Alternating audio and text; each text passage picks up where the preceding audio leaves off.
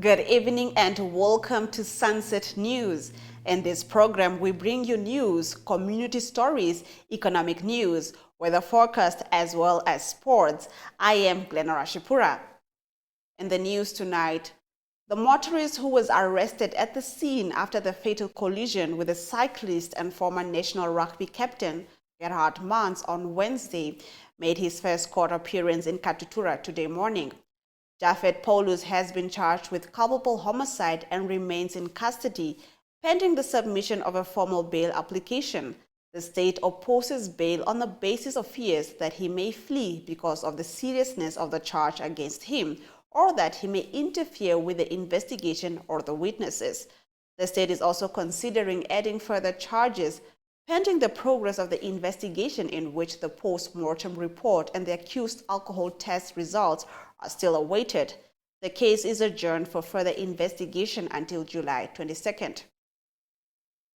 Hyphen Hydrogen Energy, the preferred bidder to develop the country's first large-scale export-focused green hydrogen project, is looking at alternative locations.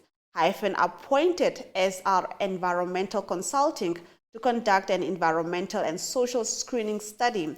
The aim is to determine if the current preferred location of the developing of the $9.4 billion project south of Luderitz-Bucht will have significant impacts on the biodiversity, and if an alternative location is needed. Forming part of this new study will be 5 workshops which will take place from 16th until 20th May in various Namibian towns. Hyphen's proposed projects consist of 5 to 7 gigawatts of wind and solar renewable energy facilities, as well as support infrastructure comprising a desalination plant, an electrolyzer, pipelines, power lines, battery storage, access roads, ammonia synthesis, port facilities, and an overall increase in economic and development activities in the Luderitz area. Political parties in Namibia are already prematurely in campaign mode for the parliamentary and presidential elections at the end of 2024. For SWAPO, the stakes are high. The Independent Patriots for Change (IPC) party kicked things off on March 21, Independence Day, led by their party president, now re-elected Panduleni Itula. IPC members marched through Katutura on the holiday, followed by a rally. Itula announced the kickoff of the 2024 election campaign in his speech to his fellow party members, waving the Namibian flag. Itula emphasized that one can never start early enough. Now, there have been renewed calls for a day to be set aside for the genocide to be commemorated nationally. Following the recent Kasinga Day celebrations held 4th May annually, newly elected SWANU President Evalustus Karonda said the genocide deserved to be celebrated in equal measure to other national celebrations held annually. SWAPO as a government should also extend commemorative activities such that all ages and eras of our liberation struggle. To this day, if you consider the number of Namibians who perished and consider the number of people who perished during Kasinga, these two things do not speak to each other, Karonga said. Now, according to him, no statue or day has been set aside for the day to be commemorated. Karonda further called on the genocide commemorations to be celebrated on 28th May, saying extensive consultation had been made in the past. Rundu Rural Constituency Councillor Paulus Mbangu says the heroes and heroines who fought for the independence of Namibia would be angry to learn that there is only one clinic in his constituency, with a population of over 25,000 people. Now, according to Bangu, the Kayonga Clinic is the only healthcare facility in the Rundu Rural Constituency. Bangu was speaking at a belated Independence Day celebration at Ngangana village last weekend. He said people in the Kavango regions have been neglected by the state since the country attained its independence. He said the country's heroes and heroines would most likely get angry when they read about the statistics of unemployment among the youth and the poverty rate in the country. They would most likely get angry to learn that our government hasn't managed to build a new hospital or a district hospital in either Kavango East or West since independence. Today we look in the lives of international students currently in their first year as medical students. More on this after the break.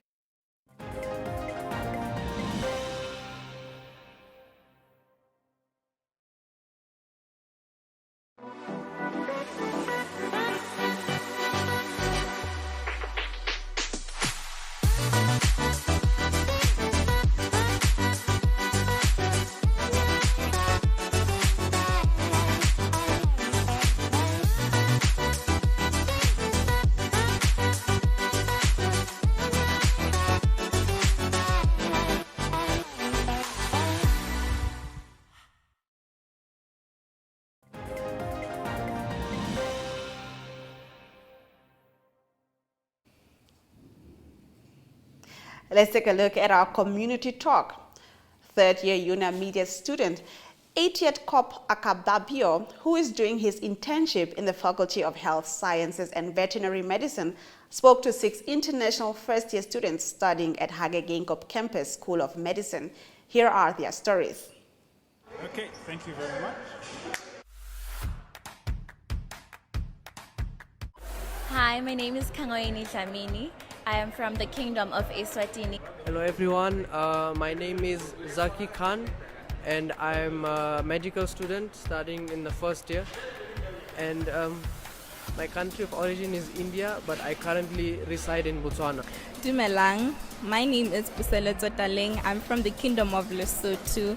Hi guys, my name is Rosemary Andam. I'm a first year Bachelor of Medicine and Surgery student. I'm from the Kingdom of Eswatini, formerly known as Swaziland. Hi guys, I'm Tadwa Shadin Jobu and I'm from Zimbabwe. Hello, my name is Moita Mahbub. I'm from Bangladesh. I'm a medicine first year. How to say international students in my language is Antarashtriya Chhatra. In my country, they would call me Umfundi Lovela Kulelinge Live, which means I am an international student. Ke moithuti naheng ya Namibia, and that's how you say I'm an international student in Namibia. Ndikudzidzira kuva chirembo mazino, meaning I'm a dental student and I'm in first year. Ngingumfundzi loqhamuka kulelinye live. So I just basically said I'm an international student in Siswati, which is my home language. Antojatek Chatri, which is basically international students in Bangla. According to my experience so far, Hage Geingob campus is a very peaceful place. It's very suitable for a student, especially international students who come from abroad. Indeed, I'd also say I am coping quite well. People here are so accommodative, so I'd say I am having a home away from home kind of experience here, mostly because even the language isn't that much of a communication barrier, because most of the cases people here are speaking English, so it's very much accommodative and I like it that way. I'm actually coping quite well. I mean, it's a bit busy, but you tend to get accommodated to it after some time. I have really supportive friends. We do everything together. We study together.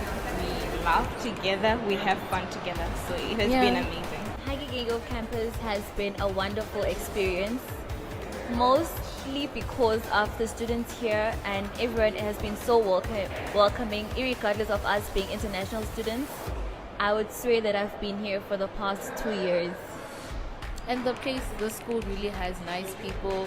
Our seniors are always trying to help. It's like just a community. It's no longer like a school. It's like everyone just knows everyone and willing to help each other. Yeah. I'm finding the School of Medicine very nice. It's a very friendly environment. The people here are also very peaceful and loving as well. Yeah. Everything's really flexible. Lecturers are very cooperative.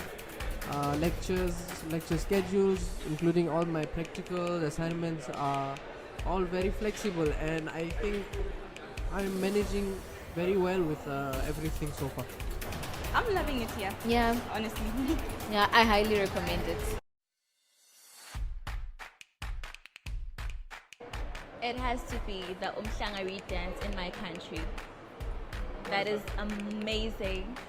Where young girls will dance, and it's usually a ceremonial thing that they collect some reeds at the rivers and they meet at the royal residence. it is an amazing thing because the turnout is so huge. Swazis love their culture. One unique feature of your country. So I'm from the Kingdom of Lesotho. We have really nice mountains, so we have snowfall in winter. Yeah. Yeah. So what is your favorite Indian dish? My favorite Indian dish is, I can say everyone's favorite, which is the chicken biryani. It's actually a combination or concoction of spices and rice and chicken all together, and it's famous all over the world, and people from all over the world come to India to have it. I'd have to say the chicken curry. Basically, it's with coriander and then cardamom and all these other spices. I love spicy food. And what is your favorite My favorite TV show. Zimbabwean one preferred? Zimbabwean TV show. Okay, there's The Real Housemates of Zimbabwe. There's The Real Housemates of Zimbabwe. There used to be an old show called 263, but it's no longer there. But The Real Housemates of Zimbabwe has to take the prize for now. Hey guys, I'm Franz Emmanuel, and I'm the SRC of External Affairs here at School of Medicine, Hagegenko campus. The school was founded on a basic principle to promote education for development. And one of the biggest priorities of my office as the SRC of External Affairs is international students. Yes, we say Alongwa Kombada, denoting international students in Oshiwambo. We ran this initiative to make international students feel more included into daily activities of the campus. I hope you had a good time. We hope to see more of that. International students studying here. In our next video, Kian Fransman talks about the NAPSO sporting event, which is currently underway. Let's take a look. Hello everyone. We're at the wonderful private school weekend again. It's amazing to be back. My name's Kian Fransman. I coach Educate Academy under 13. It's been a wonderful tournament or week so far. I think it's great for the kids to come back and to enjoy some rugby, especially meet some friends again. I think it's a great opportunity where friends meet each other, especially through the years. Like I remember when I used to play private school weekend, I used to see people every year, and I think that's what makes it fun. I think this is where bonds are built, and I think it's just amazing. Thank you, NAPSU, for organizing such a great week. Despite commodity prices moderating slightly in recent weeks, Simon Storm says it remains positive on Namibian mines earning elevated commodity prices and benefiting export earnings. More on this when we return in our economic news segment.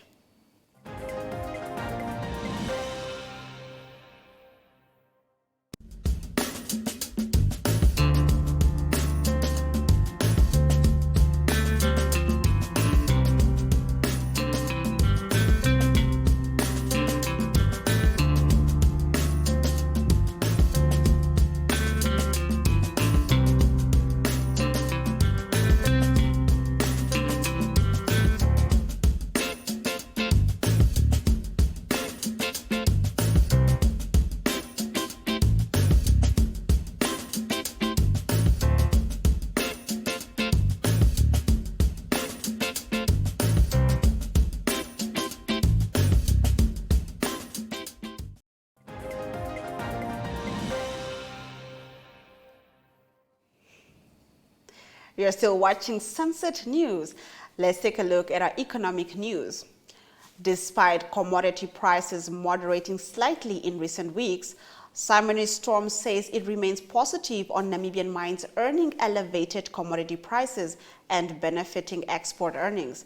Commenting on the latest trade figures released by the Namibia Statistics Agency, the analysts say China's $2.3 trillion five-year infrastructure plan should also bode well for commodity demand, which in turn will also benefit revenue from the Southern Africa Customs Union over the medium term. According to the latest trade stats, Namibia earned $1.45 billion in mining export earnings in March this year, about 15% less than in March 2021. This includes earning from re-exports. We look at tomorrow's weather forecast right after the break.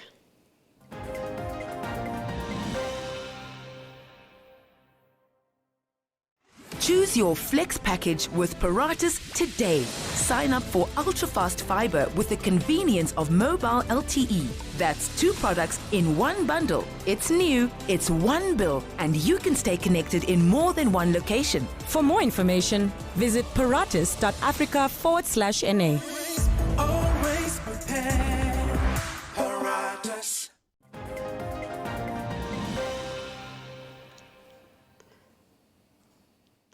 Let's take a look at our weather predictions, starting out with Saturday.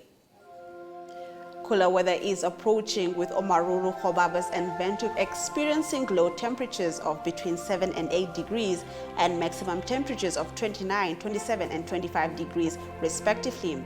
Rehoboth, Mariental and Keetmanshoop will be colder with 3, 5 and 4 degrees respectively. Let's take a look at Sunday's forecast. Temperatures will be hotter on Sunday with minimum degrees varying between 12 and 15 in the north. The coast will be partly cloudy with maximum temperatures between 19 and 21 degrees. A new wave of the coronavirus, driven by 2 new Omicron subvariants in South Africa, has led to more than 50% increase in infections in 24 hours. More when we return.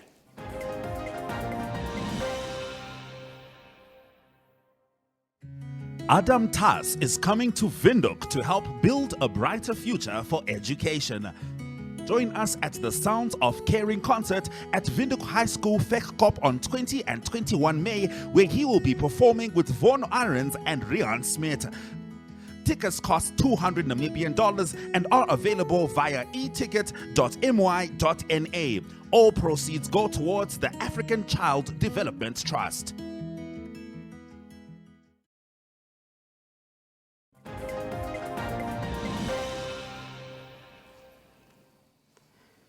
This is still Sunset News.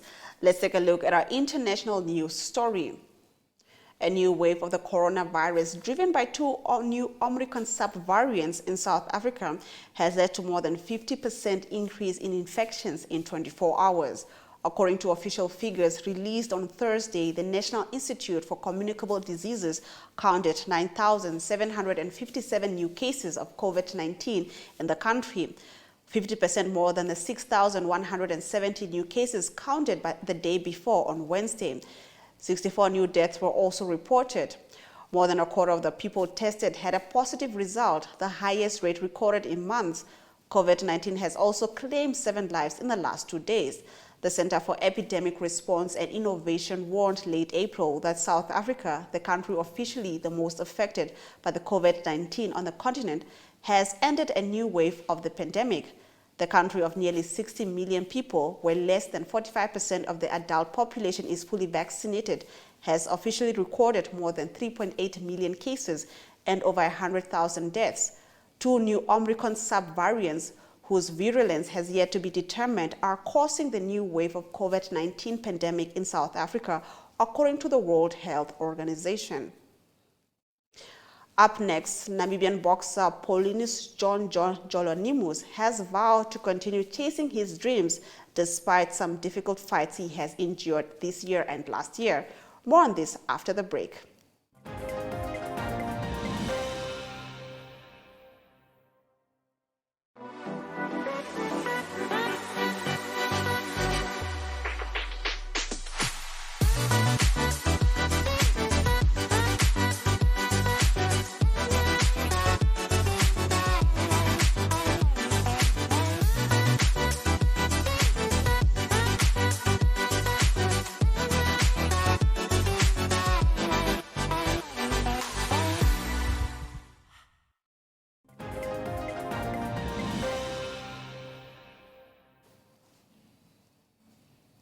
Let's take a look at our sports news. Namibian boxer Paulinus John Jolonimus has vowed to continue chasing his dreams despite some difficult fights he has endured this year and last year. Jolonimus, who fights for the MTC Nestor Sunshine Boxing promotion, is keen on making his mark on the world boxing stage. I will continue working hard towards becoming a top boxer, and that is by getting my speed and technique right. I want to be a world champion one day, Jolonimus said. Now, the boxer is adamant he can become a world great if he works on his skills, speed, and technique. He currently holds the WBO Africa Super Middleweight title, which he has successfully defended on 2 occasions. Now, the Namibia Rugby Union's NRU League action will return after a break during the public holidays. Kudus confront Riho Falcon in what is expected to be a nail-biting encounter at the Jan Vulcan Stadium in Walvis Bay tomorrow. One of the battle of the weekend will be Western Suburbs against Wanderers. Wanderers will go into the match with the odds in their favor, given that they will be playing at home. Other action will see Rehoboth taking on Grootfontein at home, while Trasco United visits Unam for an epic encounter. In our next story, the MTC Namibia Netball Premier League teams will once again be on the road for fierce Netball League encounters. This time around, they are heading to Ongongo for the round 9 and 10 fixtures. As things stand, Mighty Gunners had in the weekend leading the log with 14 points, followed by Tigers NC, also on 14 points. Africat Lions and Oshadonjupa Netball are closest to the pack and will be chasing the leading teams. Netball Namibia is inviting people from the northern region to come and support their 12 teams as they battle for a place on the log. Do stick around for highlights right after the break.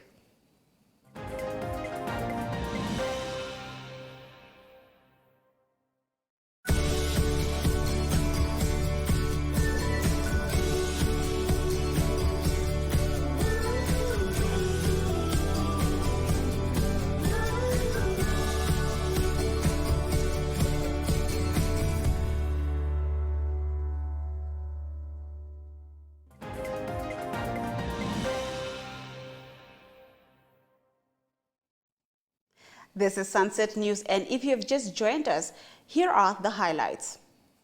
The motorist who was arrested at the scene after the fatal collision with the cyclist and former national rugby captain Gerhard Mans on Wednesday made his first court appearance in Katutura on Friday. He remains in custody pending a formal bail application. The case has been postponed to 22 July. Hyphen Hydrogen Energy, the preferred bidder to develop the country's first large-scale export-focused green hydrogen project, is looking at possible alternative locations. Hyphen appointed SR Environmental Consulting to conduct an environmental and social screen study.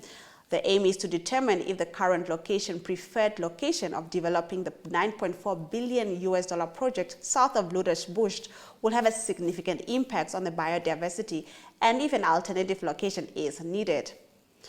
A new wave of the coronavirus driven by 2 new Omicron subvariants in South Africa has led to more than 50% increase in infections in 24 hours. According to official figures released on Thursday, the National Institute for Communicable Diseases counted 9,757 new cases of COVID-19 in the country, 50% more than the 6,170 new cases counted the day before on Wednesday. 64 new deaths were also reported. More than a quarter of the people tested had a positive result, the highest rate recorded in months. COVID-19 has also claimed 7 lives in the last 2 days. The Namibian boxer Paulinus John Jolonimus has vowed to continue chasing his dreams despite some difficult fights he has endured this year and last year. Jolonimus, who fights for MTC Nestor Sunshine Boxing Promotions, is keen on making his mark on the world boxing stage. And with that, we've come to the end of the broadcast. Make sure you join Sunset News on Facebook, on all the NMH platforms on weekdays, as well as on our website, oneup2.com. Sunset News screens on DSTV channel 285 and GoTV channel 94 every weekday from 7:30 to 8 p.m. I am Glenn Rashipura, and this has been Sunset News. Don't end your day without us.